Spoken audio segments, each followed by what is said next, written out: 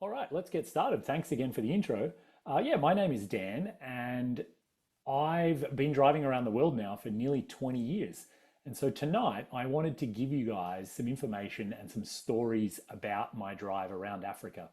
And specifically for tonight, I'd like to talk about West Africa because I feel like it's a part of the world that not too many people get to explore, and it is utterly incredible in ways that I'm going to try my best to convey to you all, but I'm probably going to come up short. It's 1,000 times more wild and more adventurous, even than I realized possible on planet Earth. So tonight, we'll talk a bit about my trip because I've got lots of photos and videos and stories and things that went right and things that went wrong. I really enjoy myth busting and sort of debunking a bunch of the information that's out there about travel in Africa, especially West Africa. I feel like so much of our information comes from the 80s and it's so severely out of date.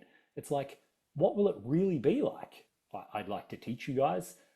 Yeah, we'll cover some misadventures along the way. I always like to give advice for other people that maybe are thinking of something similar. I love to help other people get out there and have adventures. And there'll be time for questions at the end. So the West Africa route, basically starting in Morocco and hopefully making it all the way down to Cape Town, the southern tip of the continent. Um, there's lots of myths and there's lots of kinds of legends about what it's like to travel or explore this part of the world. But like I said, it's all really outdated. What's it actually going to be like? Well, I'm kind of one of those people who strongly believes there's really only one way to find out. And just for fun there, Google says that it's 12,900 kilometers and that you could do the drive in 175 hours. Yeah, good luck. Good luck on trying that. So to tackle this, I wanted my own four-wheel drive. I got addicted to this kind of travel when I completed the Pan American Highway. And so this time I really wanted to improve my sleeping setup. I really wanted to improve the food that I could cook and eat. And I really wanted to improve where I could hang out to escape the weather, to escape the mosquitoes and that kind of thing. So I built this four-door Jeep Wrangler. I put a pop-top roof on it. I built interior cabinets. I mounted a fridge, a drinking water system. It's got a little kitchen in the back. It has an awning, solar panels. It literally is my house on wheels. And my goal is to camp in this as many nights as possible and to cook as much of my own food as I can to save money. And being a Jeep, it's a Rubicon. It has really strong four-wheel drive. I hope that it will be tough enough and strong enough for all of the conditions that I'll meet along the way. Again, there's kind of only one way to find out. And so after spending 6 or more months building that thing, I drove all the way across to Halifax. I loaded the Jeep into a shipping container and they whisked it away to cross the Atlantic. And it was such a strange feeling. They don't even give you a receipt. It just is gone and it gets lost in an endless sea of shipping containers. And I was kind of standing there in the rain, feeling pretty downtrodden and pretty lost. And I really didn't know what to do. Um, so I flew across actually to Europe and the Jeep shipped into Belgium. It was just kind of the most convenient shipping port. And then I drove down through Belgium, France, Spain, and I took a ferry from Spain across to Morocco. And that was where the whole adventure began. And as much as it would have been great to explore Europe, it was expensive and I didn't have much money. So I needed to focus on Africa and hurry up and get there.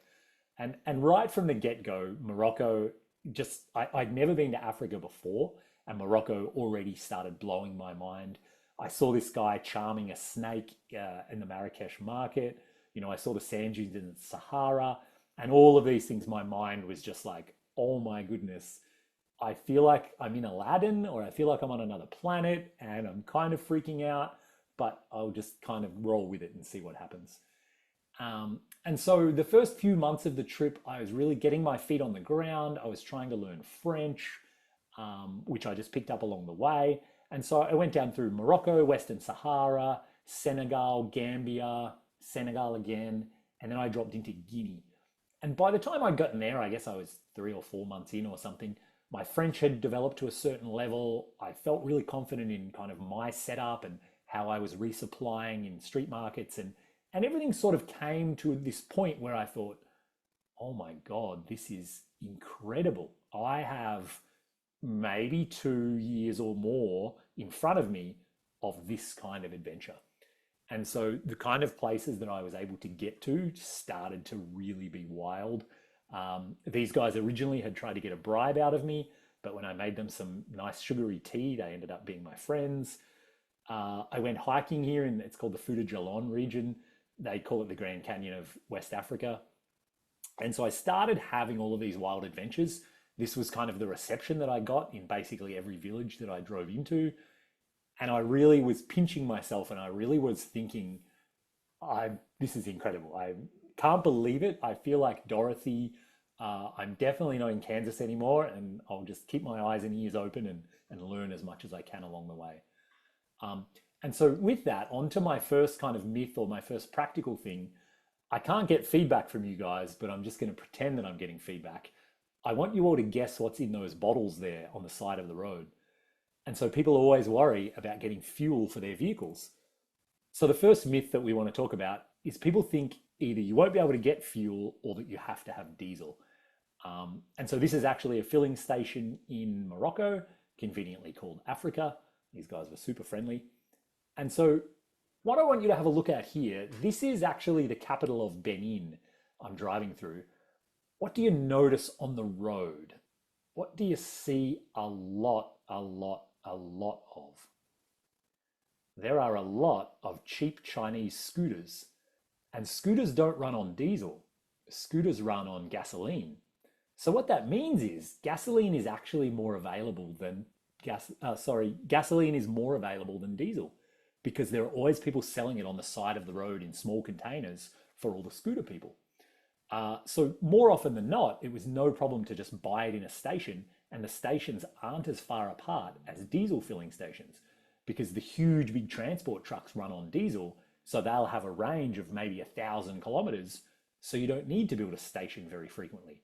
So often when you would get to an out of the way small station, it would have gas, but it actually wouldn't have any diesel. They were only in the big stations.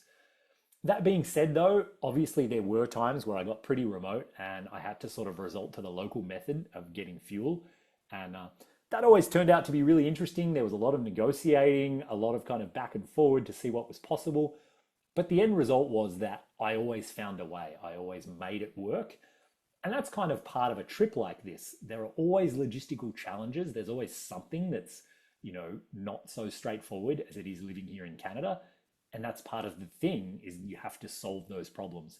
Whether it's trying to get a visa, whether it's fuel for the vehicle, maybe it's a flat tire, whatever it happens to be, you have to work through it. And then after Guinea, I started moving on and spent some time in Mali, Burkina Faso, Togo, and Benin. And these were all, again, incredible countries that just blew my mind. This was how I was buying meat on the side of the road. The rule of thumb was, if it had been butchered that day, the meat would be nice and red like it is there, and there wouldn't really be any flies around. And so I would buy it and cook it. But if it had been butchered a few days ago, the meat would be really grey looking. There would be tons of flies. And that's when I would just eat vegetarian and wouldn't buy any meat. I wild camped here, and this was the first night that I heard hippos. They were in that lake. And for anyone that's ever heard a hippo, they make an incredible noise, and they make it all night long. And the first 10 or 20 times, it's almost scary. And then every night after that, it was extremely comforting. A little bit like hearing a loon calling when you're camping. Hippos became like one of my favorite sounds in Africa. This was a phenomenal spot I got to in Burkina Faso. I actually camped right there. I popped the roof, no one around. And so I started again just getting more into the swing and more enjoying it and more thriving rather than just kind of like feeling a bit timid or a bit unsure. And so the second myth that I like to talk about is people really wonder what the roads are like, especially in West Africa. And well, interestingly, sometimes the roads look like this. And so you can drive this at 110 kilometers an hour. People mostly stay in their lanes. People mostly use turn signals. And as you can imagine, you can cover a lot of ground when you're on a road like this. Most of the countries had a road like this leading in or out of the capital or near the capital. So roads like this are not uncommon. The next type of road looks like this. This was a paved road at some point. The pavement is now severely broken and cracked, And it's up to you to try and dodge potholes and just get through any way you can. Driving on whatever side of the road you want is totally irrelevant. Other vehicles will drive on your side. And you can see these potholes are nearly a foot deep. And because it's the cracked pavement, they're really like jarring on the suspension. So almost all of this is in first gear. It was very rare I could even get second gear. So extremely slow going. That was the majority of roads that I drove in West Africa. And then, of course, there is this kind of road in West Africa. And yes, this is a highway, and all of these vehicles are trying to get through. These trucks had actually been stuck here for well over a week because of that mud pit. They had just pulled a truck out of it, and I snuck through before anyone else did. And to give you an idea, these are all the vehicles waiting to get through that mud pit.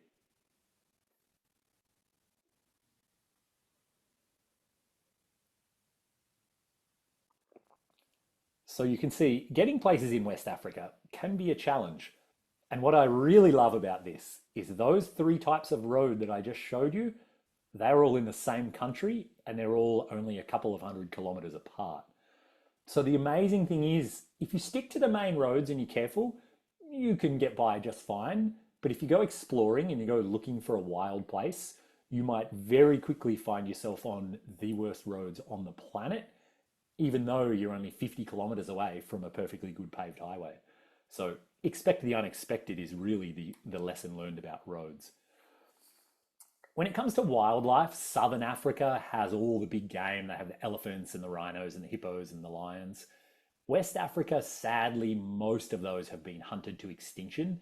They do exist in very small pockets, very rarely, but on the whole, there are none, or certainly I didn't see any, even though I was trying. What West Africa does have a lot of, though, is primates. Chimpanzees, the guy here on the screen, he's called a drill monkey. I saw those a couple of times. I did find this forest elephant in Gabon. He's just on the side of the road. I took that photo from the driver's seat. And I'm just on a gravel road. There is nobody nearby. There's no fence. There's no national park.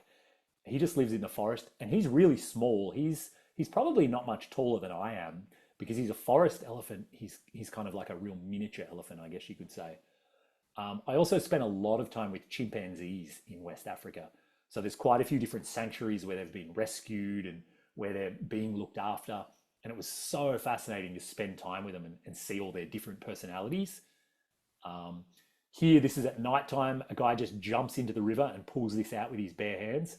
And I remember I said to him, "Where's the mama crocodile?" And he said, "Oh, she's around somewhere," while he's standing up to his waist in the water. It helps to be crazy. And I was lucky enough to actually get to interact with chimps on a couple of occasions. So this is really controversial because I can make them sick and they can make me sick. But these chimps had all been rescued from people who were keeping them like pets. So they were a bit confused about whether they were people and they needed some people interaction. Otherwise they'd get really depressed. And so I was able to go for a walk in the forest and actually fully be in the middle of all of their games and all of their interactions. And this is an amazing experience. It's undeniable that we are them and they are us. When you're face to face with them, you can see the fingerprints playing with their hands. They let me just massage their hands and, they would look at my nose and I would play with their nose, and really, really incredible experience to be in the middle of their world instead of just watching them behind a fence. Of course, traveling the length of a continent is going to involve crossing a lot of different borders. And every border, while they seem informal or they seem maybe a little bit easygoing compared to what we think of, like US Canada, in reality, it is just as strict as US Canada. There is very strict immigration laws, very strict custom laws, and there are many people who are paid to make sure those rules are followed. Some people think maybe you could just kind of drive across and nobody would notice. It's definitely not like that. That would not be possible and highly illegal. So what happens at every border? Most of them actually looked like this. I am parked right there at the international border, getting ready to leave, I think, Guinea. And so the first stop is you head into immigration. And the immigration officer, he's usually extremely proud of his position. You can see how clean his desk is, how proud he is of his stamps and his flags. And he'll jot down all your details and stamp you out of whatever country. Then you head over to customs, get the vehicle dealt with, stamp it out of certain country. Then you drive along and you just repeat the process in reverse. Immigration will stamp you in, and then customs will stamp in the vehicle. And typically you get 30 days. And I chose to get all the visas for all of these countries along the way. Basically, every country on the route needs a visa to be actually in your passport, and you can't just get them at the border when you show up. So I often had to go to embassies, sometimes 2 or 3 countries beforehand, apply, have an interview, have a mountain of paperwork. And it was always quite stressful and quite risky because there was always the risk that I simply would be denied the visa. A lot of these countries, they don't really want tourists. They don't know how to deal with tourists. And so often they would say, oh yeah, if you want to get a visa, just go to your home country and apply there. But that's really hard. So getting the visas along the way was stressful, but it also meant that I had more time to travel, because if you get them all beforehand, you have to travel really fast. Otherwise they'll expire before you get into each country. So the borders, while they are important and they are a feature of the trip, they're totally fine. They're not scary. They're not stressful. They're just sort of an exercise in paperwork and logistics. And if you have all your I's dotted and your T's crossed, they can work out just fine. We're slowly moving down the coast. You can see on the map where I'm getting to there. Between Nigeria and Cameroon is the stuff legends are made from. This road called the Mumphrey Road. It used to take people a week just to drive 60 miles. And this is a YouTube video that I've watched, I don't know how many times, of someone doing it. Epic, epic adventure. And I really wanted to go there and I really wanted to experience this. It's the whole reason I went there, was to have adventures. Sadly, they paved it in early 2016. So this is highway construction somewhere else, but I talked to a couple who drove the new road. It's a 2-lane paved freeway. You could drive it in a Honda Civic, with cruise control set. So I thought, that's a bit disappointing. I thought, I came all this way to have adventures, but that's not very adventurous. So why don't I go and find some adventure? So this is kind of an overview of where I am in the world. And that black mark is the road that I don't want to drive because it's kind of boring. I don't really want to go venturing up here too far north in Nigeria or Cameroon, because at the time ISIS were very active, and Chad and Central African Republic were very much off limits. So I started researching and I found this possible route. I'm like, what happens if we go a little bit north but not too far north? Well, as usual, there's only one way to find out. So this is me adventuring into northern Cameroon, northern Nigeria, heading to Cameroon. And one of my favorite signs I often saw in Nigeria, it simply says, food is ready. English is the official language, or one of the official languages of Nigeria. And it was always exciting because I love to eat street food. So I kind of had a rule. Whenever I saw that sign, I had to stop. And here I am. I'm at the last town in Nigeria, trying to get stamped out. And all these people showed up and were celebrating. And it turns out they thought I was there to fix their cellular internet. Their telephones weren't working. When they found out I wasn't there for that reason, they were still happy anyway, and they still partied. As part of this crossing, I teamed up with a German couple who were driving this big van. We decided to team up for safety and just because it makes it more fun. And I did. Along the way, I bumped into many other people driving around Africa and around West Africa. My GPS actually shows that this river is the border between Cameroon and Nigeria. There's no sign, there's no immigration, there's no customs. We hadn't seen a town in a day. And I don't even know if these people knew that that's the border. And then the further we ventured, we had to go into Cameroon for nearly a whole day and sort of detour to even get to immigration and customs. And the immigration guy said, I've been working here for 5 years and I've never seen a foreigner. How did you even get here? So we felt like we were pretty far off the beaten path. And it turns out the track we were using was being used to smuggle fuel, because fuel's really expensive, is really cheap in Nigeria. And so they're smuggling it into different countries. So it was actually a smuggler's route. And these guys gave me a big thumbs up. They were happy to see us. These guys had broken down their truck and they had been waiting a month for their friend to come back and bring parts. So they were just sitting there on the side of the road, just drinking tea and eating some fruit they found, just waiting. It was their job to wait with the truck so they could rebuild it. The truck there, you can see a few broken pistons. They've got the clutch out. I wasn't certain what the problem was, but really, really big problems. They're going to take a lot of time to rebuild. And that's what they're going to do, because that's what you do when you're in West Africa. And you can imagine what this would look like in the wet season. I don't know if it would be possible, to be honest.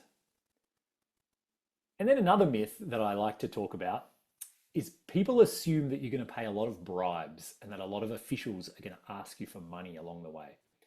And it is true, I did get asked for bribes a lot of times. And it was often very subtle, it was never scary, it was never dangerous. And the reality is that Hollywood has done us a big disservice by sort of showing us what maybe bribery can look like. And so what I've got here is a video of it actually happening. I had the GoPro hidden on my dash. And so this is real. I don't think he knew the camera was there. This is what it actually looks like when guys with guns ask you for money on the side of the road in West Africa. Yeah. Meet my friend. Okay. Meet my friend. For how many years have you been using this tire? The tyres? Yeah. About 6 months. Less than 1 year. They are brand new. Do you know that I know it's brand new, you just Yeah. bought it brand new. Yeah. But are you aware that in Nigeria we have expiring tires day? Are you aware? You have what? Expiring tires day. Expiring tyres Yeah, date. yeah. Yeah, I knew that. You knew Absolutely. that. That's why they are new tyres. Alright, so Yeah. how many years are you supposed to use a tire? Well, 6 months is okay. I asked at the border and they said anything like 6 months is no problem because I asked about the expiring date. So 6 months is much less than 1 year, so it is no problem. So you just know. Blah, blah, blah, blah, blah. I'll give you a very good tire and what you really want. Okay. Tire offense is not much, it's just an offense of 3,000 naira. Just an offence of 3,000 naira. Ah, I'm sorry, sir. Can I have a ticket? I must go to the bank to pay the ticket. Because you Yes. go to the bank and pay. Yes. That's me, I will keep your driver's license. You keep my driver's license? Yes. Oh, do you have authority to do that? No, you know why I will keep your driver's license? Why? Because I'm not too sure if you will go and pay a court. Oh, So well, I need to keep your license so that if you go and pay, you bring the tally for me. Oh, Okay. see, I've paid it. Morning. Then okay. you get. Good morning, sir. How are you? Then You're you good? get. Then you get your. It's nice to meet you, sir. Okay. Okay. Could you write me a ticket and I'll go to the bank with the ticket? It's okay. Yeah. I will let you. You will let me. So this is actually how it really goes down. I would say 99% of all bribery attempts were exactly like that. Lots of talking, lots of roundabout. They make up some nonsense. They say you have to pay. And if you did pay, they'd be your best friend and they'd go away. But what I do is I just be polite, I be friendly, I ask for a ticket, I ask for a receipt, I say I have to go to the bank. Basically, I make it very difficult for them to get money out of me and they just give up. They just say, okay, go away. And they give me back my paperwork and I drive away. So it was a couple of hundred times this happened and I only paid once in all of Africa. And that's a really long story. I was having a bad day. But certainly no one ever pointed a gun at me. Nobody ever threatened me. Nobody ever made me feel scared. Nobody ever said anything like, or else. They all pretty much just said, you have to give me some money now. And I didn't say no to them directly. I just talked around that and wasted their time enough that they eventually said, I can't be bothered with you, go away. So don't assume that Hollywood has done a good job of telling us what it's really going to be like when you're there. So moving down a bit further south now, we're into Gabon, which is a country, to be honest with you, I'd never heard about before. I didn't know anything about, and I loved it. It was incredible. So I just want to show off some of the adventures that I had while I was there. Of course, when you're there, you get to cross the equator, which was the second time I'd done it now, last time being all the way back in Ecuador in South America. And I heard about a guy who used to work at a gorilla place. There he is, Ghislaine was his name. And he took us into this old gorilla research facility that had been closed down for a couple of years. We camped there, we went hiking, and we hiked all the way in and we saw these gorillas that were extremely wild and were really skeptical of us and kind of looked at us from a distance and then ran away. But Ghislaine was so happy because he hadn't seen them for a couple of years from when he used to work there. And so that was a magical experience to be so wild and so remote. Then elsewhere in Gabon, a lot of it actually looked like this. And I was staggered. I always assumed it would be really thick jungle when you're on the equator in Africa. And I talked to a lot of people and they don't think it was deforested by humans because it wasn't long enough ago. They didn't have the machinery. They couldn't have done it by hand.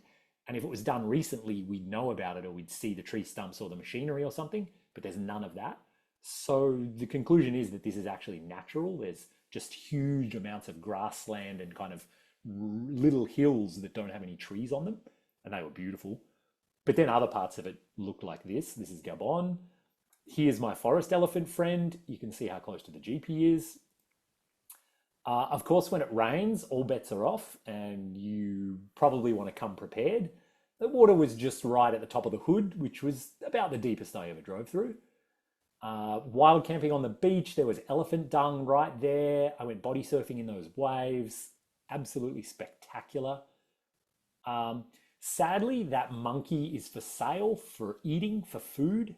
And that is one of the known ways to catch Ebola, by eating a monkey or a bat that has Ebola. And I saw a lot of warning signs and there were a few outbreaks when I was around. So I definitely did not eat any monkeys or any bats. And then this is right at the end of Gabon. This is right on the border of the Congo. And again, this huge, big open grassland with basically no trees. Absolutely spectacular. I loved it. Which brings me to another myth. A lot of people always say that wild camping is not really possible in West Africa, or that it would be too dangerous. But it turns out, sorry, I'm just going to check the time. Okay. It turns out that wild camping is actually very possible and something that I did a lot of. And so in every country, I managed to camp. I managed to find places that were away from everybody else. And this is the kind of places that I got to and what they looked like. Often extremely peaceful, really quiet. But the alternative is you go into a village and you ask if you can camp there. Once the chief gives you permission, you're as safe as houses. And that's what it looked like when I was cooking breakfast in the village in the morning. And so that was Gabon, an amazing little country. And then moving down, I have to cross the Congo. And so this is the Democratic Republic of Congo. Some of you might know it as Zaire. This was the biggest country in Africa. It's the second biggest right now after Sudan. And it's 1.5 times as big as Alaska. So it is ginormous. You can read the stats there. It's infamous for all the wrong reasons and described as a feral state of lawlessness and brutality. Not exactly the kind of place that you choose to visit, but it is on my route. I have to visit it. And it probably contains the least explored regions on planet Earth, which to me is like catnip. I want to go and check it out. I want to see it. And there's a few different ways you can go, and there's a ferry, and there's a bridge, and there's all kinds of different ways to cross the river, the Congo River. But in the end, this is the route I settled on. This is quite an ambitious route, involving a super famous ferry across the river. And this is what I aim to do. I assume it's going to take about a week. Again, I team up with the German couple in that big van because we want to be together for safety and to help get the vehicles through in case we get stuck. And so we load up all the fuel and food and water we can carry and we leave the Republic of Congo. So we're still actually in the Republic of Congo here, on this track that we don't even actually know if it goes through. We're just driving, see what happens. Here we're actually getting stamped out of the Republic of Congo and night fell, so we just camped right there in the police lot. The policeman was happy to have us.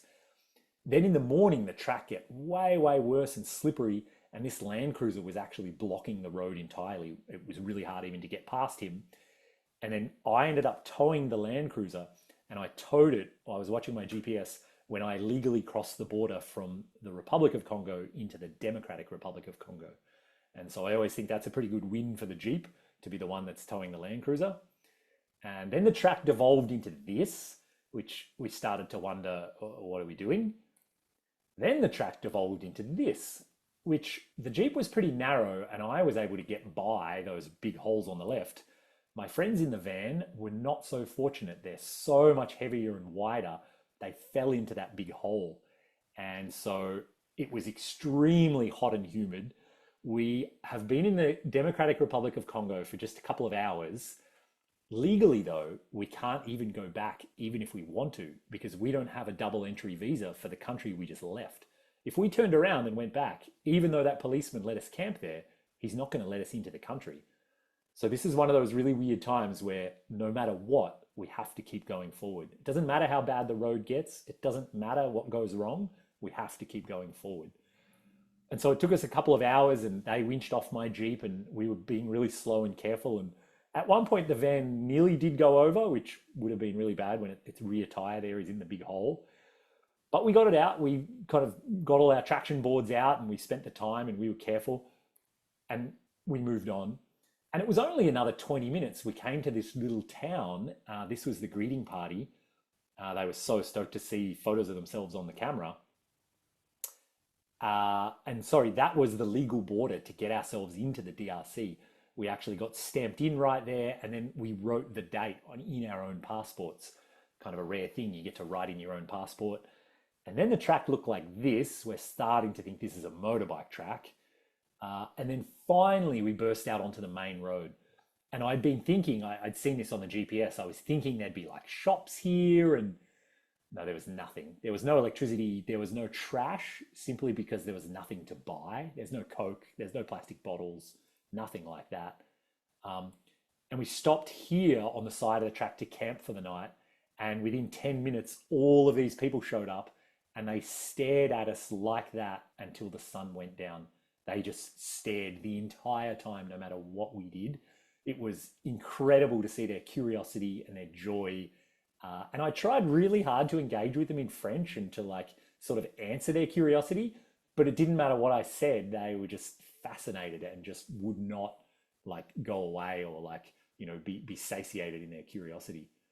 And then the track turns into this, which at this point we assume large transport trucks are driving, although we hadn't seen any for days. Again, it doesn't really matter what we come across. We just have to keep going. So we did. Just keep going is the only choice we have.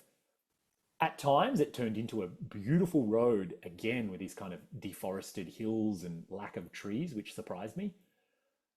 We came across some local vehicles that were stuck on the track, and it was always great to jump out and help whenever we could. So we're going to use our winch to pull them out. We ended up camping behind some buildings that night, and we thought it might have been a school. And then in the morning, this was what I was greeted to when I got out of the Jeep. So all the kids had shown up to come to school, and one of the teachers said it was no problem at all. And we ended up talking to them for about half an hour, and like the teacher kind of told the kids what we were doing and where we were from, and the kids were just in awe of what was happening.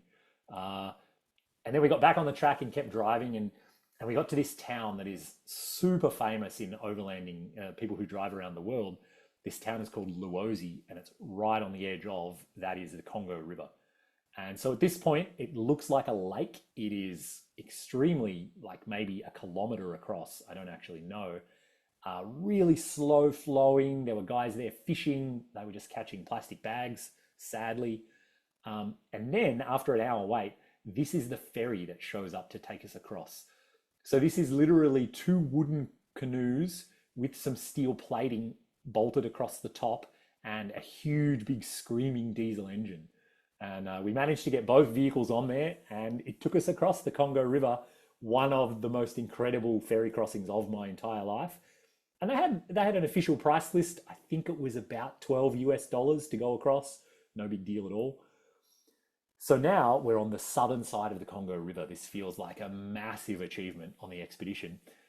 And this is what the road looks like. Once again, we just have to keep going. Once again, we just have to keep going, keep going. And finally, we eventually get to the border of Angola, and we drive out of the DRC. And so for me, going to the DRC was like going back in time 100 years, even compared to the rest of Africa.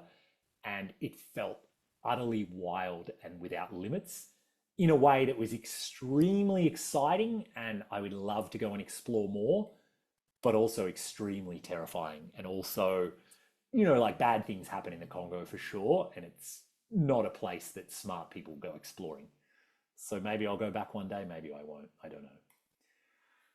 The next thing we need to talk about is malaria. And so West Africa has a lot of malaria, and sadly there is no vaccine for malaria, although they're currently trialing one right now in humans. And so the conventional wisdom is that you should take prevention medicine. One of them gives 10% of people's permanent psychosis, and the kind of more popular one these days, Malarone, all of my doctors said I shouldn't take it for more than about 6 months because it would be really hard on my liver. And so kind of the advice from all the doctors I spoke to was cover up, wear lots of bug spray, and hope for the best. And carry this drug called coartem, which is kind of like the cure, or it really helps you if you do get malaria. So that's what I did. And inevitably, I got malaria. I actually got it twice. Once in Mali, it was like a really bad flu, and I was fine after a week. And then I got it again in Angola. And this is my German friend giving me a needle in the backside on the side of the road in Angola. And this is one of those moments where I was questioning, what have I done with my life? How is a German mechanic giving me a needle in the butt? Not my proudest moment. But basically for 5 or 6 days, I did not eat, sleep, walk, talk, or drink anything. I didn't actually think I was going to die, but I thought about it for the first time in my life. And I'll never forget one night, my head was excruciating pain. I was dizzy, disoriented, and I lay down to go to sleep, and my head was so painful I couldn't even put it on the pillow. And for hours and hours, I tossed and turned, and I kind of ended up doing this thing where I was on my knees and kind of had my arms down so my head didn't have to touch the pillow. And hours went by, and then finally I fell asleep. And then when I woke up, I was so thankful. I thought, oh my goodness, the night must nearly be over. I must have slept, like, this is great. I looked at the time and it was 9 p.m. That was the longest night of my life. And so I don't recommend anybody get malaria, but it is part of the deal. It is part of the trip if you're going to spend time in West Africa, that in reality, most people will end up getting malaria. So now after the Congo, we're down into Angola, which again is a country that I think we don't know much about, other than they had a really bad war, the world's longest lasting civil war, but that ended a long time ago. What are things like now? And so actually, this is the capital of Angola. This is Luanda. It looks exactly like Miami. And the guy who runs the yacht club, he really loves meeting people that drive around the world. And so he let us camp for free in the yacht club. That's where I took the photo, looking back across the bay at the city. Beautiful city. A little bit out of the capital, this is Calendula Falls, which are basically as big as Vic Falls, the huge famous waterfall, but there's nobody here. There's no entrance fee, there's no fences, there's no rules. I stood right on the edge and scared myself. So it's like completely unvisited, untouched wilderness. Of course, there are signs of the Civil War around, an old Russian tank here for scale. And then as you get south in Angola, it was a stunning day. I was driving through the jungle, and within the span of about 10 minutes, it turned into desert. And it was exactly the same as what had happened when I crossed from Mauritania into Senegal, where it went from desert to jungle. Now it just did the exact same in reverse. And if I could have my life over again, I think I would have turned around and driven back and then just driven it again, just to have that experience again. It was such a fundamental thing to be like, wow, I've driven out of the jungles of Central Africa and I'm driving into the deserts of Southern Africa. Like this is a huge, huge moment. And of course, when you're out in the deserts in the Southern Hemisphere, you get amazing stars. These were local people living out in the desert. They didn't speak a word of English, but he was really happy to come and get a coffee in the morning. And I kept putting sugar in, and he kept wanting more and more and more until it must have nearly been half sugar. And then he was very happy and lots of nodding and smiling.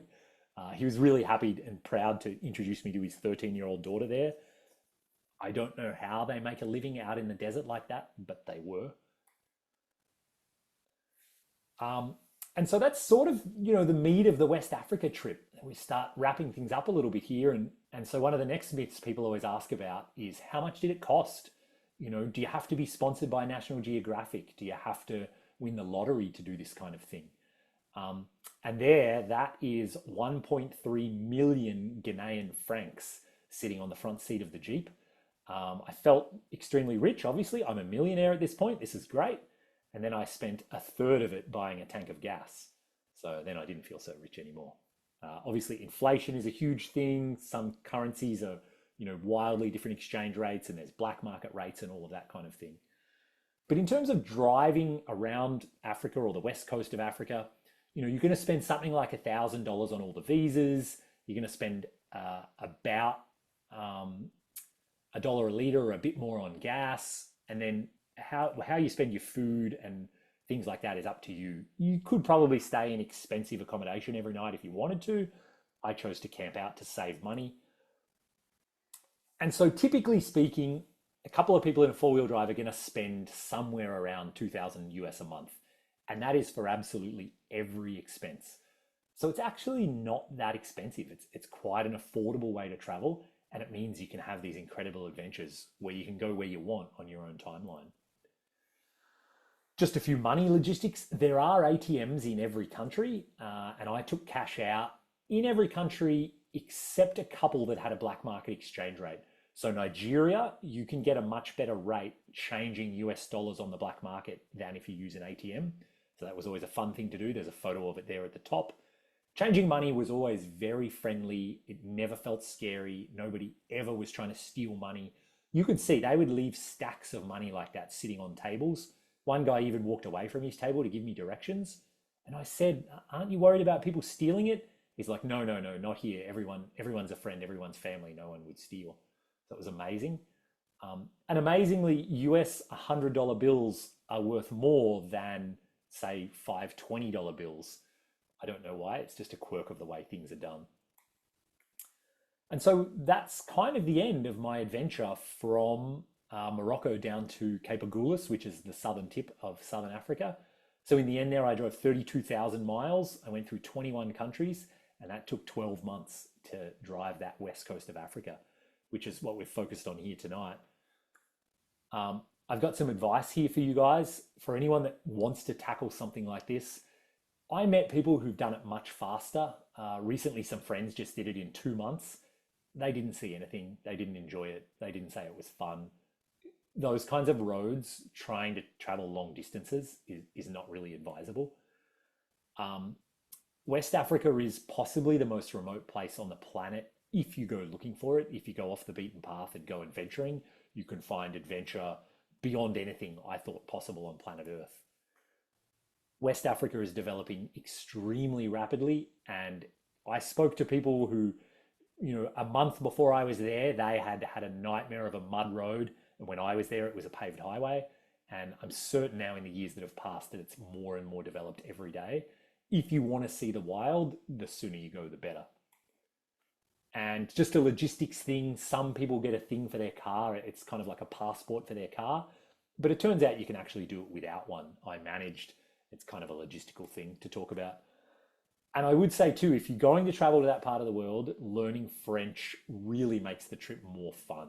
You really get to engage with people like this dude sitting here at his stereo. I just picked it up as I went along, and it's not like learning French in France where people are really mean to you and don't want to encourage you. It's much more like learning Spanish in Latin America. People are extremely happy that you made the effort. They're extremely kind. Even when you butcher a sentence, it makes them happy and they want to encourage you and they want you to, speak more French. So for me, that was a huge part of the trip, to be able to chat to locals and just understand kind of their life a bit more. And I would say too, just enjoy every single second. It was the most amazing adventure that I've ever taken. And I remember every single day of it extremely fondly. Even when I had malaria, even when things went wrong, I wouldn't change any of it for the world. I was looking for big adventure, and I found exactly that. And I found the kindest, happiest, friendliest, most compassionate people that I've ever found in the world.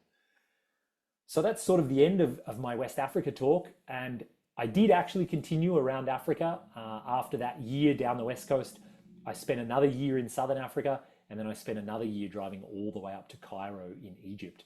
And so I ended up traveling 89,000 kilometers through 35 countries, and it took me 3 years to do that. I thought it would take 2 years when I set out, and I was having such a good time, and I really wanted to sort of milk it for all that I could. And so I slowed down, and I ended up spending 3 years in Africa, which was incredible. And I could not recommend it more highly. It is utterly breathtaking. The people are amazing. The wildlife in Southern Africa is spectacular. I could talk about this for the next 10 hours, so we better cut it off. So with that, we can open it up to some questions. And I did want to mention too, I've written some books about my adventures.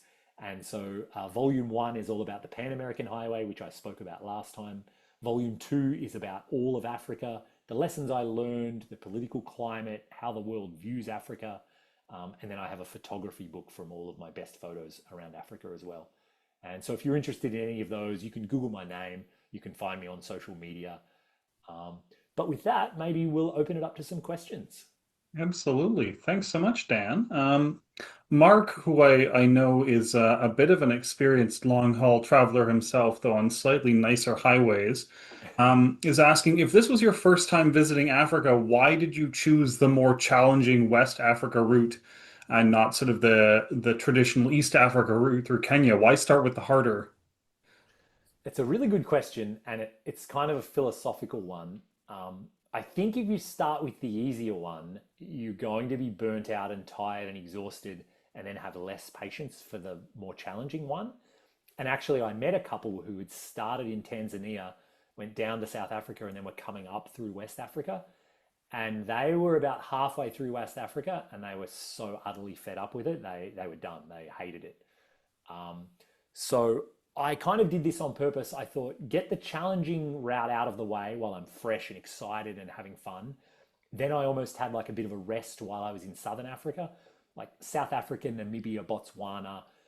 I could get lots of parts for the Jeep. I could buy ice cream every day if I wanted to, basically. So it was kind of a holiday, and then sort of have a final push up through East Africa to finish the trip. So like pros and cons each way around, but in the end, I'm really happy I did it that Dennis was actually asking specifically why you skipped talking about Namibia, Botswana, and South Africa. So I guess that covers it. way. Yeah, they are fantastic, incredible countries. I highly, highly recommend going there. Um, but I kind of like to focus on the unexplored, or the parts of the world that people maybe haven't heard about or seen about before. I think they're more interesting, or kind of they make for a more interesting talk.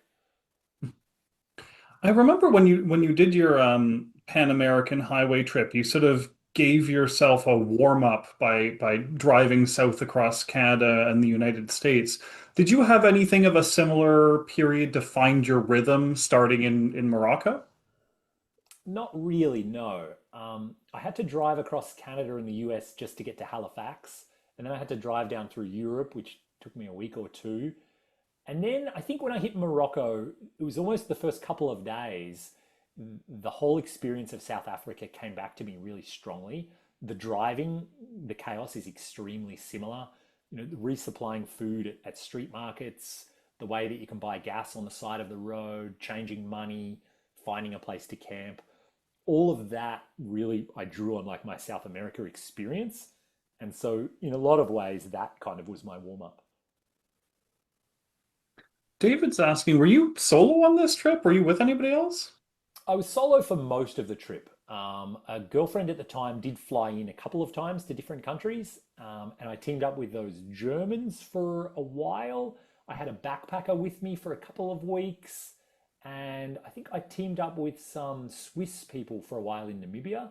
Um, and often too, when I was camping at like an overland type hangout, there's these places. They're kind of campgrounds, but they're also a hotel. They're also a bar, restaurant, and people just sort of gravitate towards them. They're quite famous. They're well known about. And pretty much every time I camped in one of those, there were other travelers around. And so maybe I would just travel with them for a day, or maybe we would just go and get dinner together that night. Or it was kind of a great way to like share information and learn about the road ahead. Yeah, I wanted to ask actually, it segues nicely. How often did you run into more formal tourism as opposed to sort of solo adventurer, backpacking, endurance driving type tourism in this area? Once I left Morocco, I don't think I ever saw formal tourism again until Namibia, like 20 countries or 15 countries later. The only exception to that was there is still a company that operates a bus that drives from London. It actually goes all the way to Kenya via South Africa. And so, it's an adventurous bus, obviously, and you camp and cook your own food. And I bumped into them twice in Cameroon and somewhere else. So, yeah, organized tourism, but very adventurous tourism. Dean's asking, good question, Dean. How many times did you listen to Toto's Africa on this trip? And I guess more generally, what were you doing to pass the time while you were driving? Dean, that definitely was the highlight song of the trip, and especially whenever it rained, I would put it on and like kind of do crazy dancing. And to this day, it just makes me so happy to hear that song. Um, Listening to music is a funny thing, though.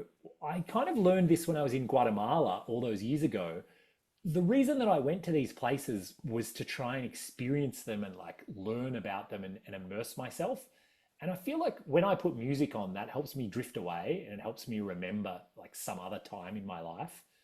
And so for me, I try really hard actually not to listen to music, especially when I'm driving or especially if I'm in a city. Put the window down and like listen to the sounds and the smells of what's happening around me so that I can be there instead of sort of being somewhere else in my mind. How did you handle I did a lot of canoe tripping back in the day in the Arctic. How did you handle sort of long range communications? I can't imagine you were in places with particularly consistent phone service. Kind of surprisingly, West Africa is developing very fast. A lot of those countries were buying 3G cell phone towers off all of the phone carriers from Europe who were upgrading to like 4G and 5G at the time. Mhm. So basically, every time I could buy gas at a station, I would have 3G internet on my phone. Um, Very rarely, maybe it would be 2G internet. And certainly when I was out wild, when I was camping or whatever, there'd be no service. And so I just had no communication. But once a week, I could make my phone work, certainly well enough for emails and often even phone calls. I see somebody in the audience has their hand up. Please write in your question using the Zoom Q&A tool. The raise hand tool doesn't actually work in the webinar format. Um, but did you find much sort of, I guess, danger with the amount of wildlife near the road? Were you having to dodge? I'm thinking of, the classic Top Gear Africa special where they're dodging herds of wildebeest and goats and things like that. Yeah, goats and like domestic livestock, absolutely. It was a big thing, especially anywhere near a village. Just guarantee there's livestock on the road. But oftentimes I was just kind of rolling along in second or third gear anyways. You're expecting kids to run out, you're expecting potholes. So it's not like dangerous in the sense of like you're going to hit it at high speed. Um, and then in southern Africa, there were definitely like herds of elephants, herds of wildebeest, and those I gave a really wide berth to. And in the national parks, there were times I had to drive off the road because lions were just sleeping in the middle of the road. There you go. What did you find weather-wise? Because I mean, you crossed basically a vertical slice of almost every major climactic zone on Earth doing this trip. Were Mhm. you ready for the kind of conditions you were driving through? No.